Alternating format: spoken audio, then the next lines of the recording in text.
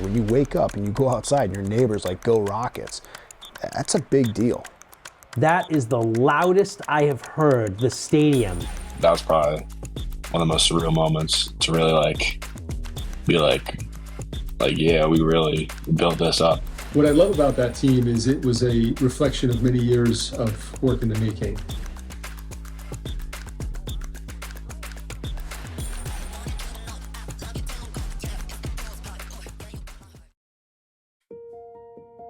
I'm very fortunate to have lived here most of my life.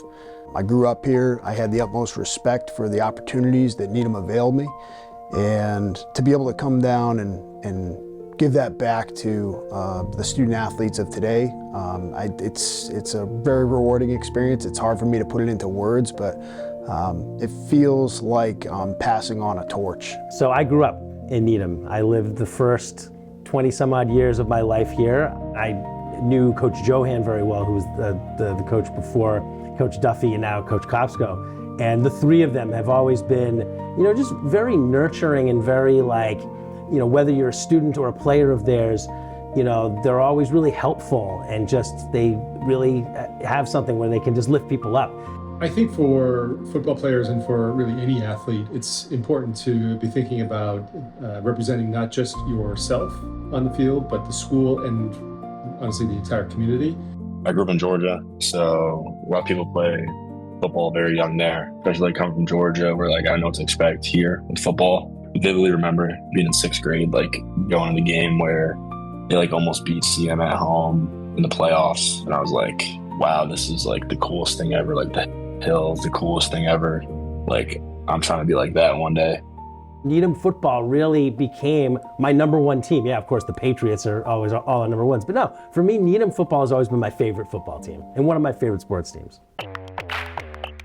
There's an old adage about, on bad teams, nobody leads. On good teams, coaches lead. And on great teams, players lead.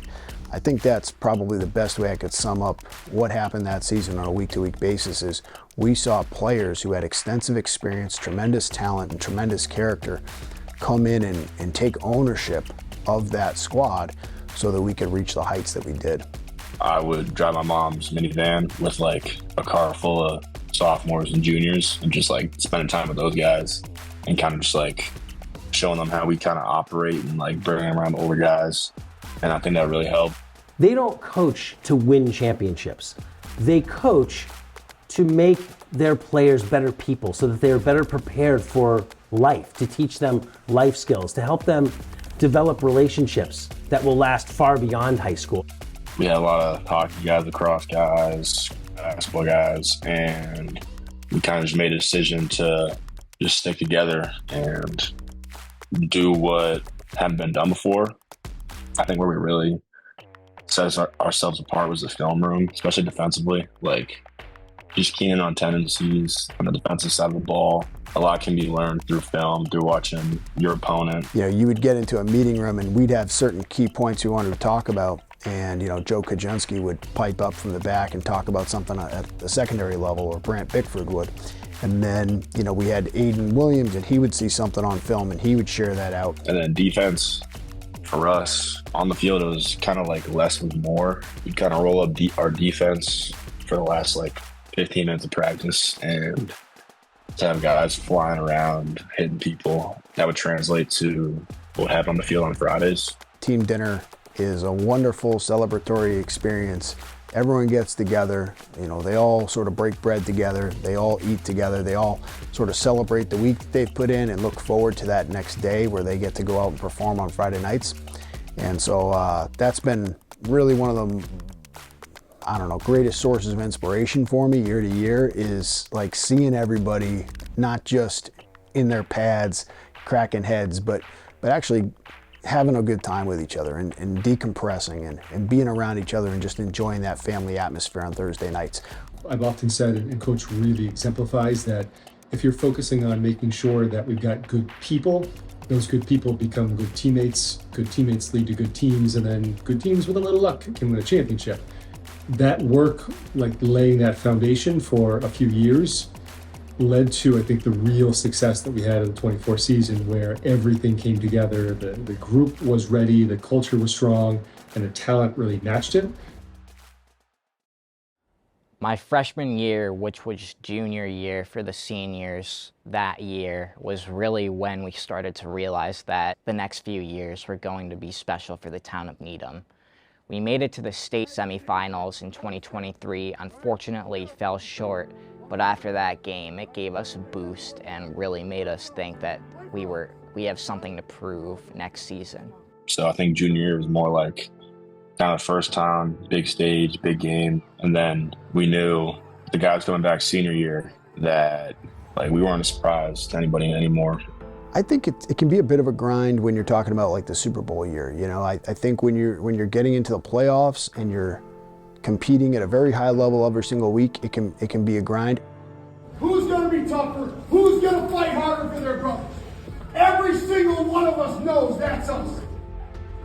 But luckily, I've been very fortunate to coach tremendous student athletes here at Needham High School who, when they're on top of the world, they don't get too high. And when they're struggling from a standpoint of wins and losses, they focus on the process. On September 9th, 2006, Needham beat Walpole 7-0 here. What year?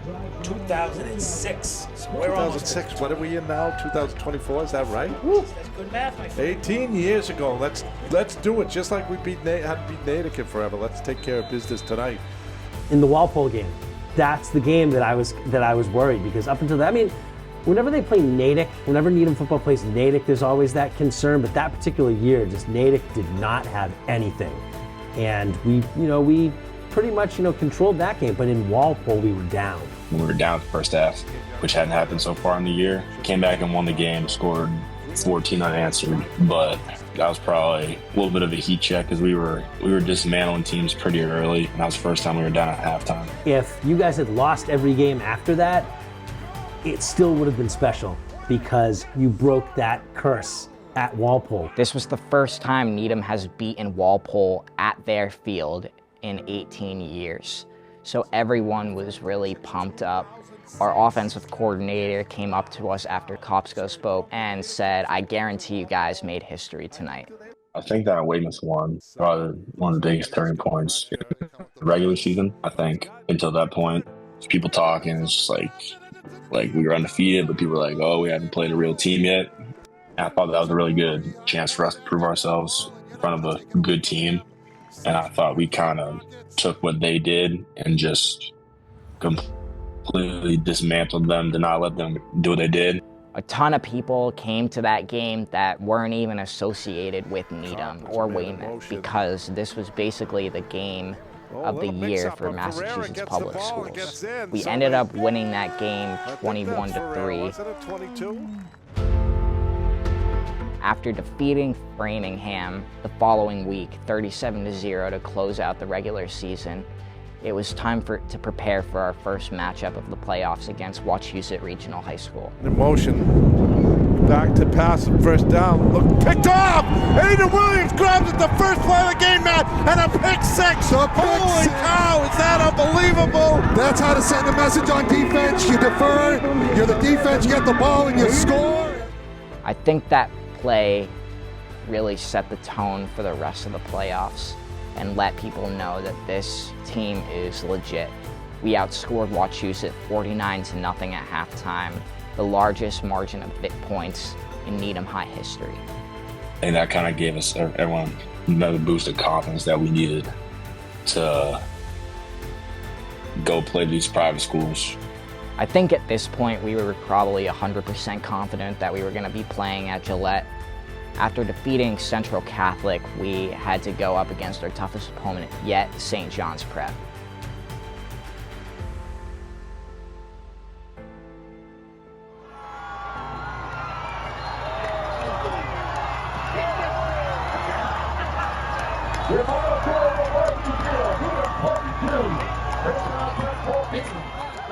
When they won that semifinal game, we're all looking at each other like, they're going to the state we're going to the state championship. Like, it blew our minds.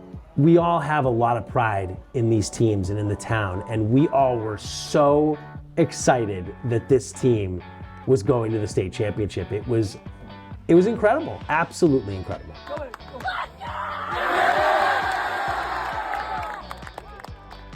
It's really kind of a time to just cherish the moment because you don't know if it will ever happen again.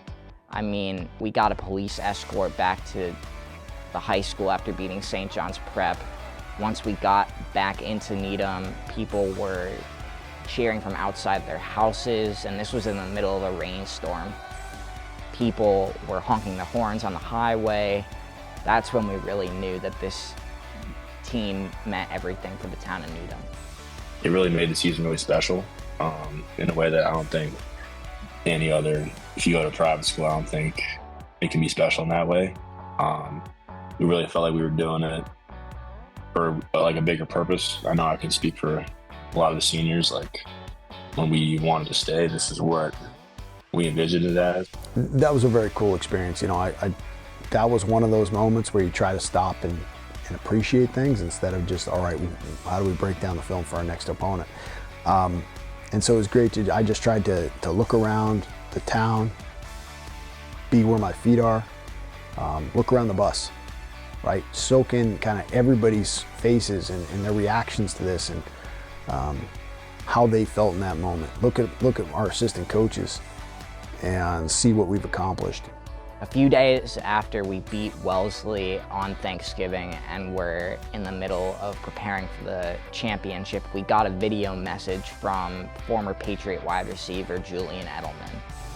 Rockets! Go Rockets! Here you guys are going to the championship game. Julian Edelman, Charles Woodson, played in a lot of big-time games, and big-time players make big-time plays in big-time games. Heard you beat your rival last week on Thanksgiving. Good job. Still a lot of meat left on the bone. Let's go. Tough times don't last. Tough people do. You gotta believe it. It was amazing. It got everyone hyped up and just excited to go out there and hopefully win this for our town.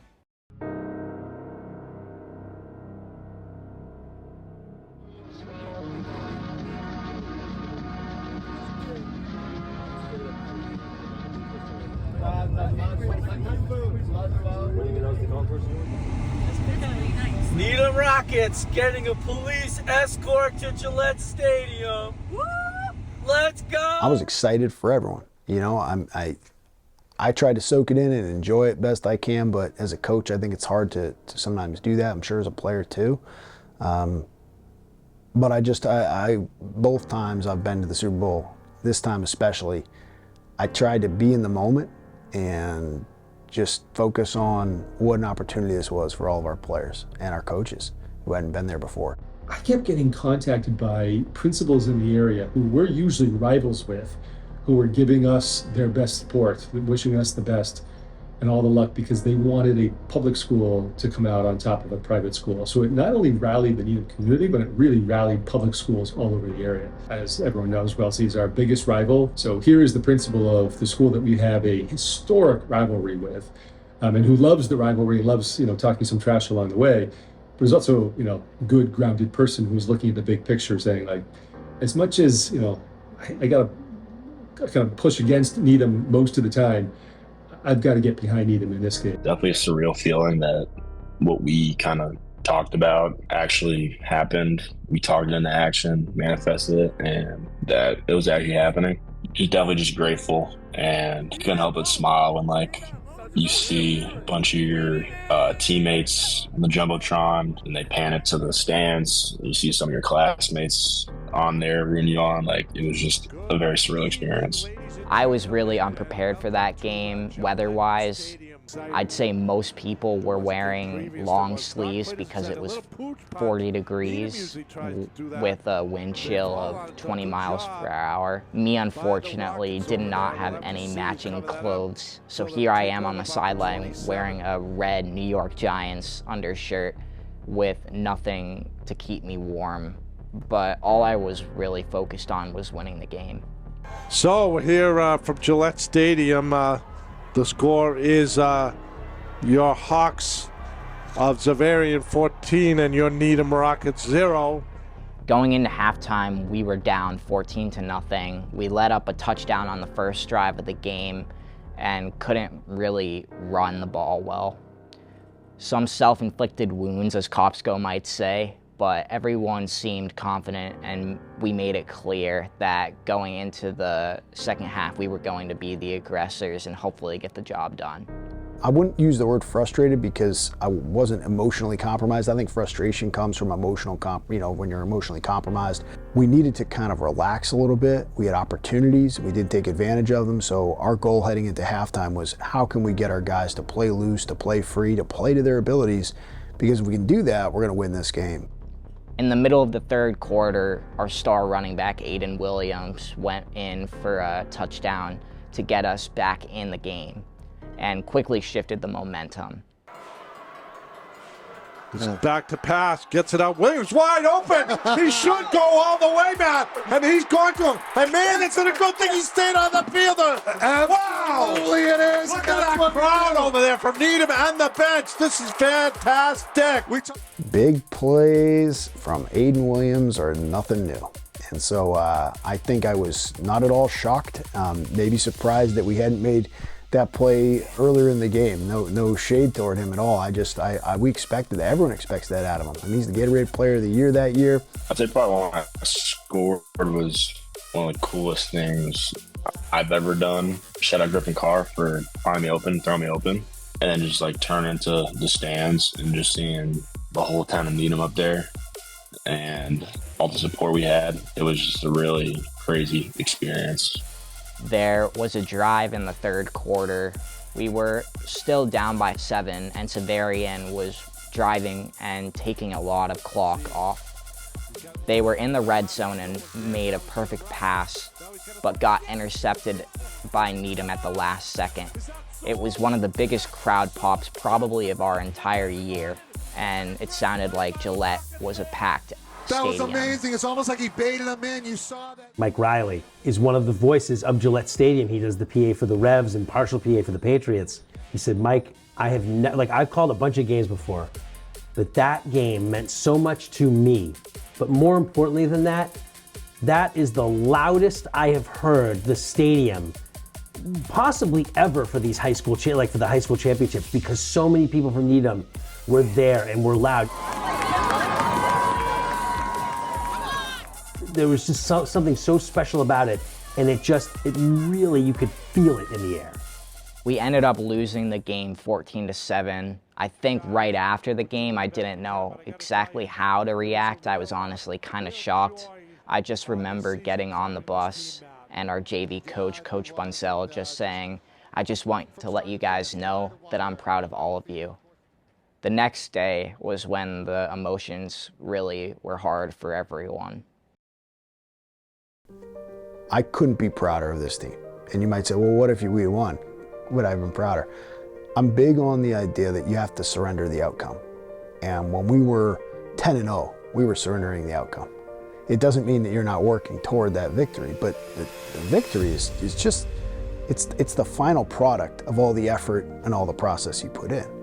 And so to see the way that our guys approached that year, day in and day out, in film study, in practice, in terms of social events, hanging out with one another, the team dinners, all of the things that you need to do, the off-season strength and conditioning, all the things that you need to do to become a great team, we did. And so when the final whistle sounds, you're either a champion or you're not. Someone has to go home empty-handed.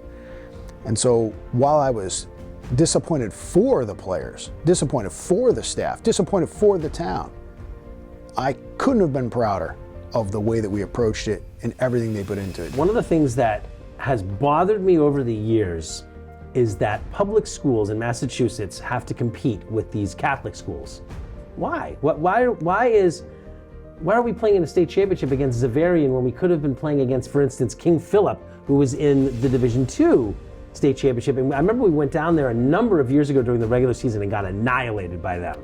Wouldn't it have been great to come full circle and play them in a state championship? So to be able to say that we played against these teams that can recruit from anywhere, from anywhere across the state. They can get guys from Needham and Wellesley and Natick and Brookline and wherever the best players are. And Needham can only use the players from Needham who don't go to private schools. And so I think that it shows you that teams can do it. Definitely just like going through the year, like obviously that's something that you strive to be the best at whatever you do, no matter what it is. But just from not even like thinking about my individual performances, just thinking about what can we do so the team wins every week, so we can keep the season going, so we can just get one more day with the guys you grew up playing football with. I think that was at the forefront of my mind. That I didn't even know I was up for the running for that. I didn't know I had a chance about that. So it's definitely very cool coming back and seeing that. I think having that season really was a good reminder of the strong work that had happened. And I think it galvanized a lot of other people who, students who may be thinking about playing, or like, I want to be a part of something, not just a part of a good culture, which draws kids, but also part of a winning team. And that combination was pretty special in that season. And I think that's continued on for the football team and really will have some legacy for some time. I got to interview this guy who used to be a sports anchor at Channel 4, and then he was a WEI guy, Bob Newmeyer. And he told me, he's like, the thing about sports that is so great is that it's a microcosm of life.